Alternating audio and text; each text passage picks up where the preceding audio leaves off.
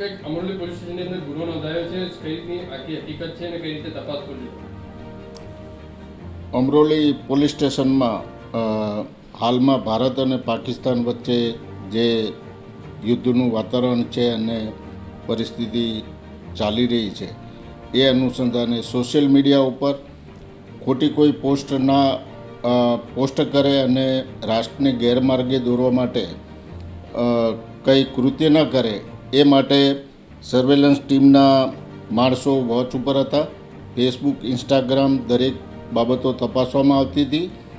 તે દરમિયાન 10 તારીખે રાત્રે જાગો ઇન્ડિયા ચેનલમાં ભારત દેશના સાર્વભૌમત્વ અને એકતા અને સુરક્ષાને જોખમમાં મૂકતી ખોટી પોસ્ટ દીપેનસિંહ પરમારે મૂકેલી હતી, જેમાં એણે ટાઇટલ આપ્યું હતું કે પહેલગામ હુમલો પૂર્વ નિયોજિત અને ભારતમાં જ રહે છે આ આતંકવાદના ગુરુઓ.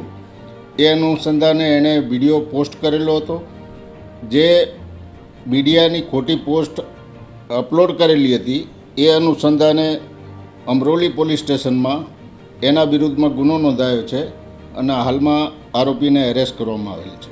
પોલીસ દ્વારા કઈ રીતે નજર રાખવામાં આવી રહી છે સોશિયલ મીડિયા પર?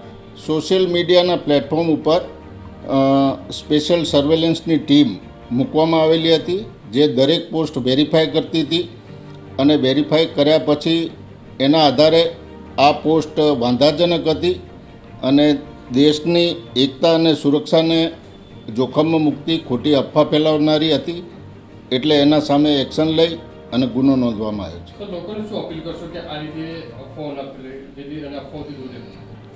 આપણા દેશની અખંડિતતા અને એકતાને સુરક્ષાને અસર કરતી ખોટી પોસ્ટ કોઈ પણ પોસ્ટ કરશે તો એ સોશિયલ મીડિયા ઉપર પોલીસ દ્વારા વોચ રાખવામાં આવેલી છે.